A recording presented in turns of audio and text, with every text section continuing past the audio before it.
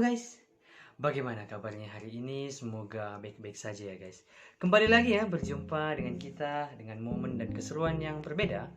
Pastinya di informasi terupdate. Untuk hari ini, untuk kali ini aplikasi penghasil uangnya libur dulu ya guys. Kita lanjut besok dan untuk video kali ini saya akan membagikan buat teman-teman semua tentang sesuatu hal yang lagi hangat-hangatnya ya yang diperbincangkan, dan mungkin banyak teman-teman yang belum tahu tentang info ini atau informasi terupdate ini. Semoga bermanfaat ya guys, dan teman-teman juga bisa mendapatkan informasi terbaru dari yang saya review ini atau yang saya bagikan ini.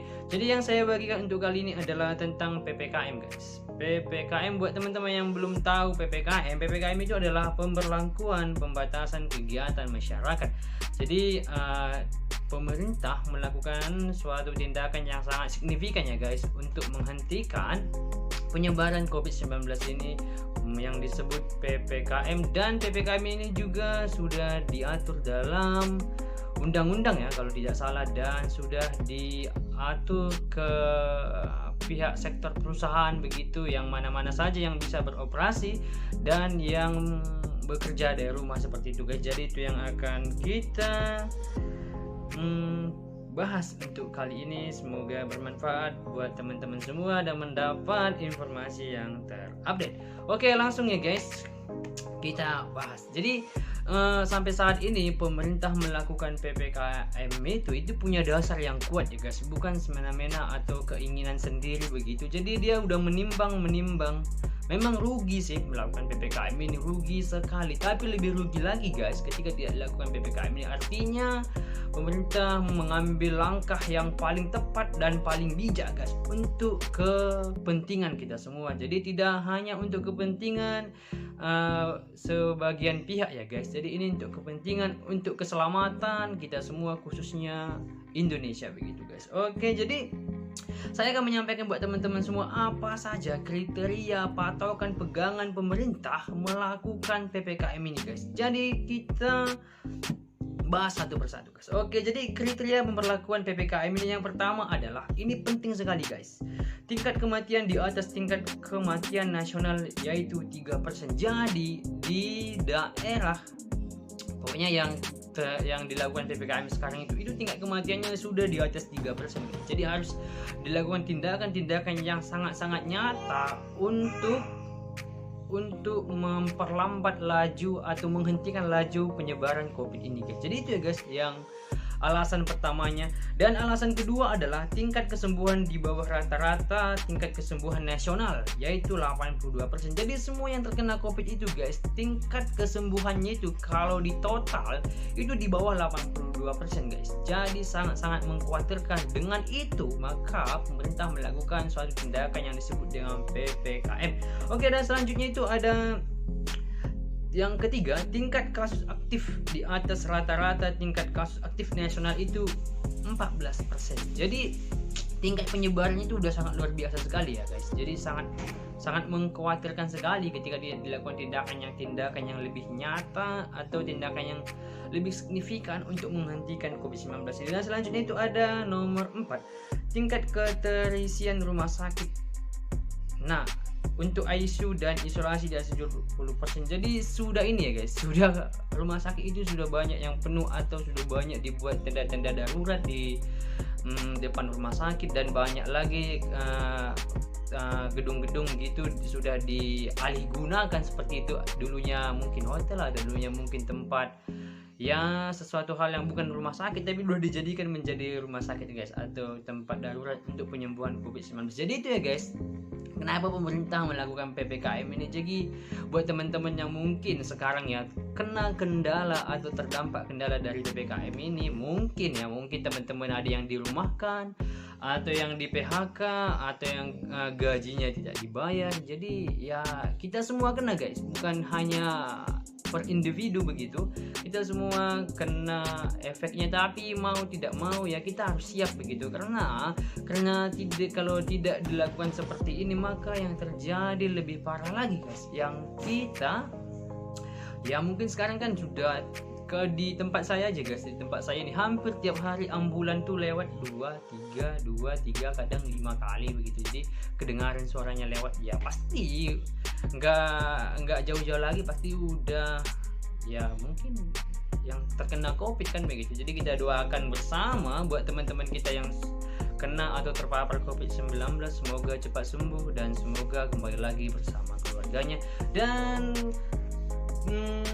buat teman-teman semua saya sampaikan juga bahwasanya di perumahan saya ini banyak juga guys kena penyakit COVID ini, tapi banyak yang sembuh sih. Jadi yang kena penyakit COVID ini masih yang ini ya guys, yang masih muda dan tidak memiliki penyakit atau riwayat penyakit yang darurat begitu, jadi masih sembuh. Ada juga sih yang sudah meninggal tapi memang dia punya penyakit yang lain, jadi ya mungkin itu dah rencana Tuhan begitu. Oke, kita lanjut lagi. Jadi saya akan menyampaikan buat teman-teman semua daftar daerah mana aja yang melakukan pemberlakuan PPKM ini, dan seperti yang saya sampaikan tadi bahwasanya kriteria itu masuk ke daerah ini gitu loh. Jadi ini ya guys, daerah-daerah yang pertama itu adalah daerah Banten. Jadi daerah Banten itu adalah salah satu daerah yang masuk ke PPKM guys, dan itu meliputi Kota Tangerang, Kabupaten Tangerang. Jadi itu ya guys yang terkena. Mungkin ada lagi kabupaten-kabupaten yang lain dia tidak masuk guys. Jadi hanya 2 ini. Yang kedua itu ada DKI Jakarta, daerah khusus ibu kota Jakarta. Semua guys, semua DKI, semua kabupaten kota ya, kota dan provinsi DKI ya, semua kota masuk guys ke PPKM ini, mulai dari Jakarta Pusat, Jakarta Timur, Jakarta Barat, Jakarta Utara. Jadi semuanya guys masuk ke PPKM ini, dan semoga COVID ini cepat berlalu guys. Wah. Oke, kita lanjut lagi. Ada Jawa Barat guys, yang meliputi ada Sukabumi, Sumedang, ada Cirebon, ada Garut, Karawang, Kuningan, Ciamis, Bandung Barat, Majalengka, Bekasi, Subang, Bogor Kota, Depok, Tasikmalaya, Banjar, Kota Bandung, Kota Bogor, Bekasi, dan Cimahi. Jadi banyak ya guys, ternyata hampir semua nih Jawa Barat nih masuk ke PPKM. Jadi saya juga termasuk ya guys masuk ke PPKM nih. Jadi di tempat saya ini juga ya pergerakan masyarakat itu sudah dibatasi ya guys, dan sudah mulai sepi sih di jalanan. Saya lihat tadi bahwasanya sudah mulai sepi ya. Semoga lah dengan adanya PPKM ini penurunan kasus atau penyebaran COVID ini signifikan menurun ya guys. Semoga kita aminkan bersama. Oke, kita lanjut. Daftar yang keempat ada Jawa Tengah guys. Jadi Jawa Tengah juga masuk ke zona darurat COVID-19, dan di sana juga dilakukan pemberlakuan PPKM. Dan di Jawa Tengah ini ada meliputi Kota Semarang, masuk ya guys, Kota Salatiga, Kabupaten Semarang, Kendal, Demak, Grobogan, ada Kota Surakarta dan Sukoharjo, Boyolali, dan Karanganyar. Jadi itu aja ya guys yang masuk ke dalam Jawa Tengah. Saya tidak tahu pastinya Jawa Tengah ini apakah ini semua kabupaten kotanya, mungkin ada lagi ya guys, tapi tidak masuk ke daftar PPKM hanya ini. Oke, kita lanjut. Ada Jawa Tengah. Ternyata semua Jawa masuk guys. Ada Jawa Tengah, ada Sragen, ada Klaten, Wonogiri, Banyumas, Purbalingga, Cilacap, Banjarnegara, dan Kebumen Kota, Magelang, Kudus, Pati, Rembang, dan Brebes. Jadi semua kabupaten atau kota ini di Jawa Tengah, Provinsi Jawa Tengah masuk ke dalam PPKM, dan pastinya pergerakan masyarakatnya dibatasi guys di daerah ini. Oke, lanjut kita yang ke nomor 5. Ada nomor 5 itu daerah istimewa Yogyakarta, meliputi kota Yogyakarta, ada Sleman, Bantul, Gunung Kidul, dan Kulon Progo. Jadi itu ya guys di daerah Yogyakarta yang masuk ke dalam zona PPKM. Dan kita lanjut lagi, itu ada Jawa Timur. Ternyata guys dari ujung Jawa sampai ujungnya semua masuk guys. Aduh, ternyata di Jawa ini penyebaran COVID itu sangat cepat sekali ya, sangat cepat sekali. Apalagi kasus COVID, penemuan COVID terakhir ini itu sangat luar biasa sekali guys, kecepatan menyebarnya begitu. Jadi kita harus lebih ini lagi ya guys, lebih kesehatan prokes kita itu harus lebih ketat lagi agar kita terhindar dari penyakit. Tapi yang paling penting kita yakin, kita berserah selalu kepada Tuhan kita masing-masing. Tapi jangan konyol guys, tetap prokesnya dilakukan atau tetap ketat begitu. Oke, dan kita lanjut Jawa Timur. Itu meliputi kota Surabaya guys, buset, kota Surabaya sampai sana guys, Surabaya sana, dan ada Kabupaten Sidoarjo, Kabupaten Gresik, Kota Malang, Kabupaten Malang, Kota Batu, ada Kota Medium, Kabupaten Medium, Kabupaten Lamongan, Kabupaten Ngawi, dan Kabupaten Blitar. Wow, ternyata ujung ke ujung semua kena guys. Aduh, semoga lah COVID ini cepat berakhir. Dan terakhir guys, Bali itu, wah ternyata benar ya guys, dari ujung kota, dari ujung Jawa sampai ke ujung kena guys ke PPKM ini. Penyebarannya itu udah sangat luar biasa, cepat sekali ya, sehingga pemerintah melakukan PPKM ini meliputi kota Denpasar, Kabupaten Badung, Kabupaten Gianyar, Kelungkung, dan Tabanan. Jadi itu ya guys, daerah-daerah yang melakukan PPKM ini begitu. Dan mungkin semoga daerah-daerah yang lain seperti Kalimantan, Sumatera, Sulawesi, Maluku tidak penyebaran COVID-nya tidak sampai separah Jawa ini guys. Semoga amin ya Tuhan. Oke. Dan selain daerah mana saja yang terkena PPKM, saya akan menyampaikan buat teman-teman semua PPKM darurat, dan ini sudah ditetapkan oleh presiden ya guys. Dan kita lihat bahwasanya Presiden Jokowi menerapkan PPKM darurat mulai tanggal 3 sampai 20 Juli 2021 di wilayah Jawa dan Bali. Ternyata benar guys, jadi Jawa Bali itu semua masuk all in, tidak ada yang lepas, semua selp gitu. Jadi yang mau gimana lagi, semoga lah COVID ini cepat berlalu dan cepat hilang dari muka bumi. Oke. Dan kita lihat bahwasanya ini masuk ke ini ya guys, ke perusahaan-perusahaan, karena kebanyakan orang kena COVID itu banyak di perusahaan guys. Jadi mungkin saja kan kita lihat bahwasanya perusahaan itu tidak punya satu atau dua karyawan kan begitu. Ada yang seratusan, ada yang ribuan. Nah, ketika kena satu dan ada hubungan atau ada sentuhan begitu melalui alat makan mungkin, atau alat tulis mungkin. Jadi ini ya guys, makanya banyak yang terkena COVID-19. Jadi pemerintah melakukan tindakan yang sangat nyata, atau melakukan tindakan yang sangat bijak sekali lah menurut saya, sekalipun banyak pro kontranya. Dan di sini dikategorikan menjadi 3 sektor guys. Jadi kita lihat bahwasanya yang sektor pokok itu kapasitas pekerja itu 100% guys. Jadi yang sektor pokok ini mungkin masuk kesehatan atau makanan kali ya guys. Jadi kita lihat, kita kupas. Oke, itu termasuk ke sektor energi guys. Jadi semua sektor energi itu mereka masih kerja 100% guys. Semoga yang masih kerja di kantor atau di perusahaannya tetap dalam lindungannya ya guys, dan sehat-sehat begitu. Dan ada sektor kesehatan, ini yang paling terdepan guys, kekuatan kita begitu, garda terdepan lah intinya. Ada keamanan, transportasi, industri, makanan dan minuman, objek vital nasional, konstruksi dan industri, dan kebutuhan pokok sehari-hari. Jadi ini guys tidak dilarang. Jadi buat teman-teman yang punya bisnis ini atau punya usaha ini, nggak usah panik guys, tetap lanjut go gitu. Oke, dan kita lanjut dari sektor esensial. Jadi kita lihat bahwasanya ada 3 ini ya guys, 3 sektor, dan selanjutnya ada sektor esensial. Kapasitas pekerjanya itu ketika perusahaannya adalah sektor esensial maka 50% guys. Jadi 50%-nya mungkin ya WFH mungkin. Jadi 5%-nya yang bisa bekerja di kantor. Adapun sektornya itu keuangan atau perbankan. Jadi mereka bisa bekerja ya guys, tapi setengah begitu.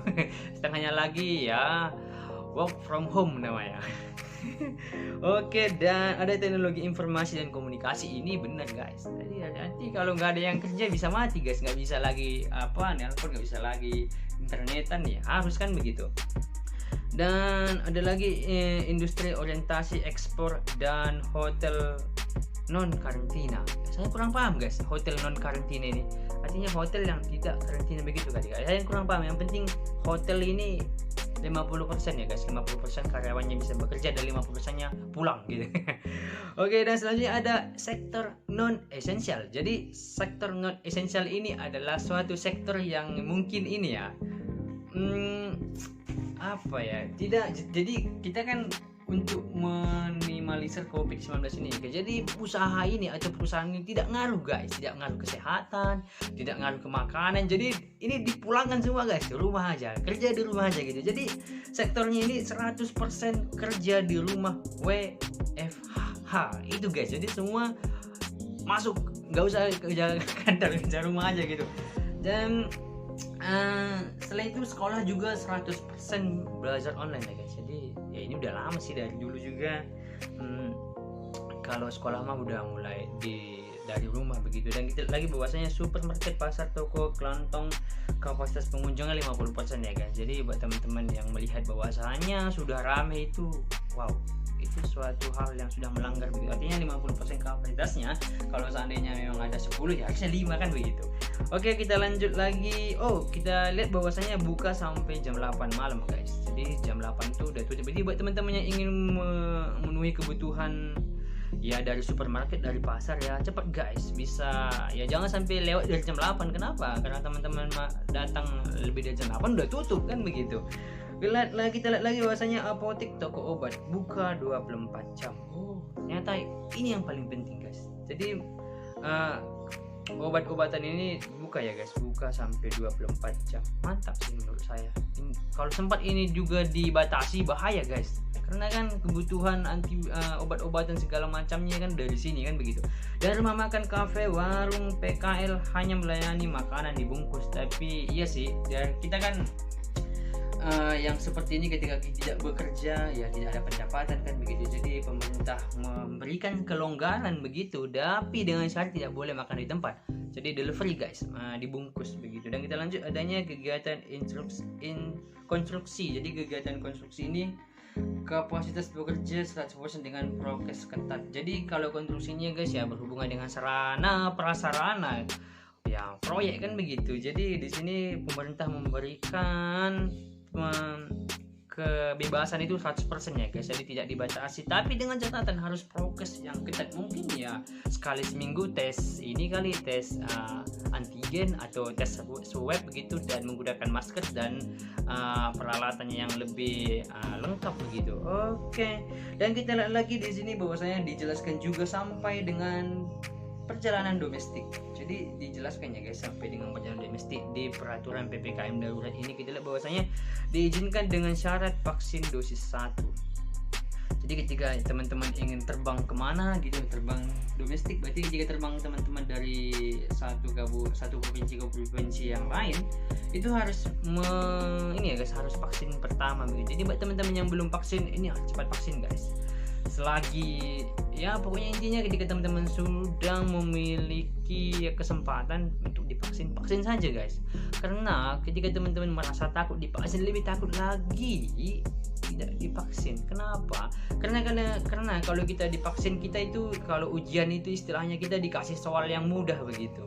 Kita dikasih soal mudah dulu, nanti pas ujiannya baru datang yang agak-agak sulit ya kita udah nggak kaget lagi kan begitu.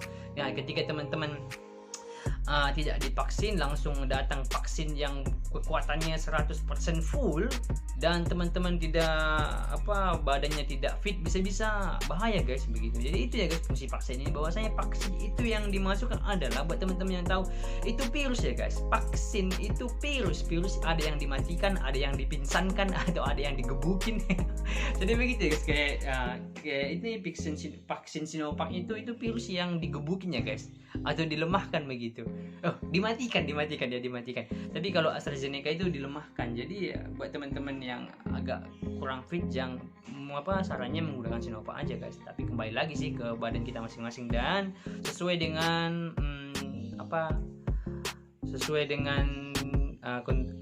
instruksi dokter yang mau, atau perawat yang mau, atau pelayanan kesehatan yang mau vaksin kita, bisa apa nggak begitu ya guys. Ribet banget. Oke, dan selain itu bagi penumpang pesawat juga disertai hasil tes PCR. Jadi buat teman-teman yang ingin terbang harus menggunakan tes PCR ya guys, dan itu harus H2 ya guys. Jadi mungkin maksudnya ketika kita hari ini di tes PCR, 2 hari kemudian mungkin waktunya. Dan kita lihat lagi bahwasanya bagi penumpang transportasi lain juga disertai hasil tes antigen H+1. Jadi buat teman-teman yang ingin pergi menggunakan transportasi lain harus ada antigen ya guys. Ya semoga lah kita cepat pulih, dan teman-teman yang terdampak atau terkena PPKM ini ya semoga baik-baik saja ya guys. Artinya ya ini memang satu hal yang sangat sulit buat kita, buat pemerintah juga. Tapi ya mau gimana lagi, ini adalah suatu peluang atau cara yang paling signifikan guys untuk menghentikan kasus COVID ini begitu, untuk menghentikan penyebaran COVID ini. Dan kita selalu berserah kepada Tuhan kita masing-masing. Semoga kita dalam lindungannya dan terhindar dari penyakit ini. Amin. Oke, mungkin itu saja guys yang saya sampaikan untuk momen kali ini. Jikalau ada suatu hal yang kurang jelas atau suatu hal yang mungkin tidak ada, tapi kalau ada bisa ya di komen di kolom komentar, nanti saya akan balas. Oke guys, mungkin itu saja. Semoga teman-teman sehat selalu dan pastinya semakin sukses. Sampai bertemu di next video. See you. Salam sehat.